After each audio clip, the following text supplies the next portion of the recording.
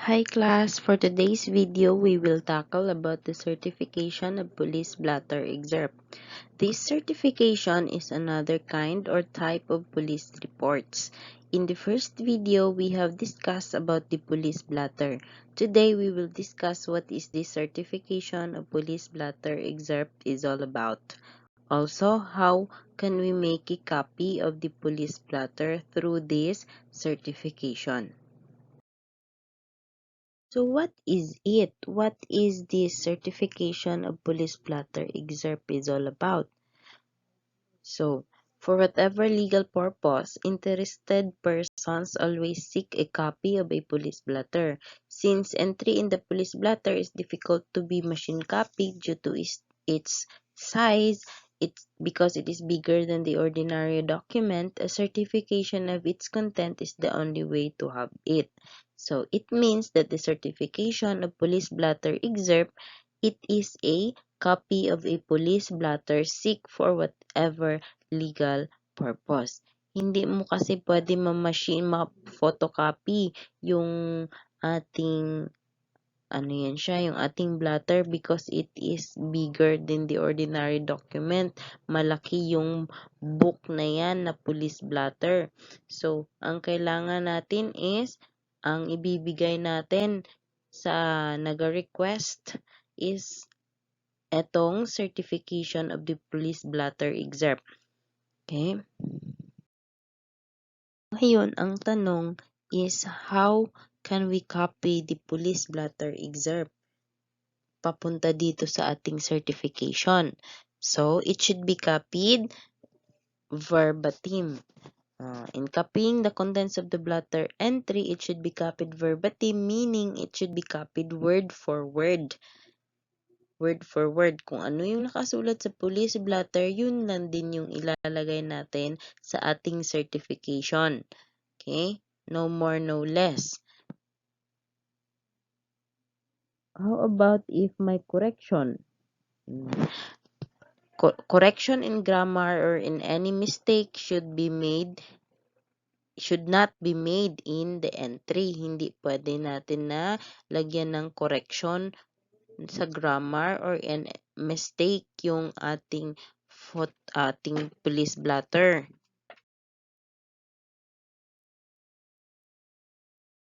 There is an exception pag meron ng obvious mistake. Ano yan siya? Paano pag mali pala yung grammar or may mali na spelling? So, kailangan natin i-correct. So, corrections are made by drawing horizontal line, then initialed by the police officer. So, obvious mistakes in the entry should be consulted to the desk officer who made the entry. Kung sino yung gumawa o sumulat sa police blotter na yung may mali, siya lang din ang pwedeng mag-correct or mag-check ng kanyang ginawa. He is the only person authorized to correct it based on the procedure. Okay?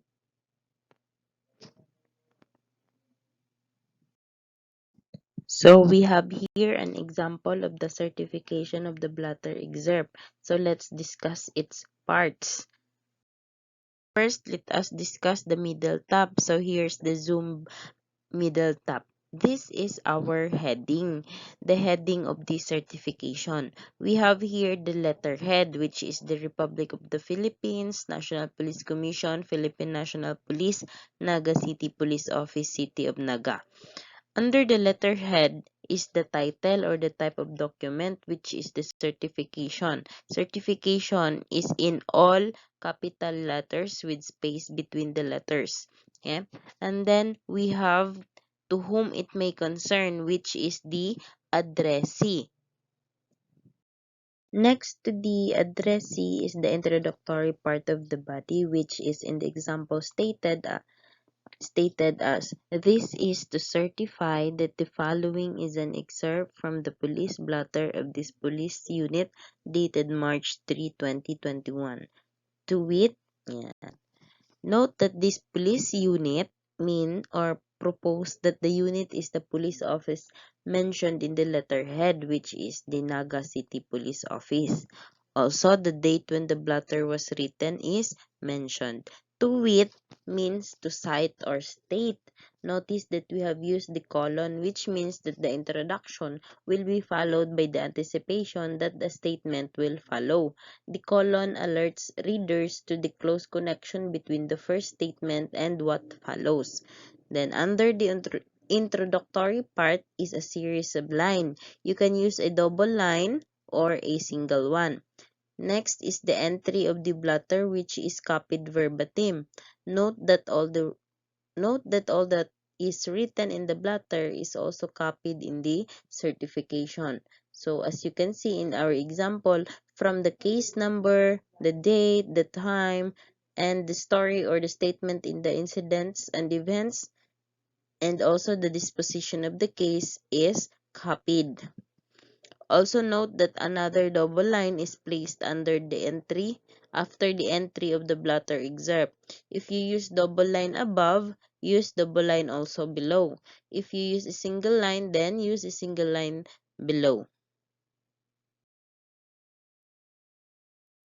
We have here the lower part. So after the line, another sentence is positioned, which is the date when the certification of the blotter is sought or requested. It is stated as given this 8th day of March 2021 at Naga City, Philippines. Notice that the format of the date is day, month, before the year. Okay, the place is also mentioned to notify where was this certification was issued. Next is the complementary ending, which is stated as for the city director in uppercase and then colon. This means that this is the authority line.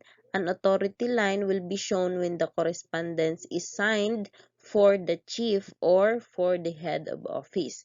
In the example, the city director is the Police Superintendent Danilo S. Magbanwa. That is why his name is written there in the signature part of the document. The signature contains the name of the officer and must be signed in ink. The ink you should use is only black or blue black, not other color. The name being typed or printed in capital letters. It should be capital letters. And then the officer's rank or service, and then under is the title or the designation. In our example, so Danilo S. Magbanwa is ang rank niya is police superintendent, and then his designation is the chief of the admin section. So that ends our video. Hope you have learned a lot. Thank you for watching and listening. God bless you.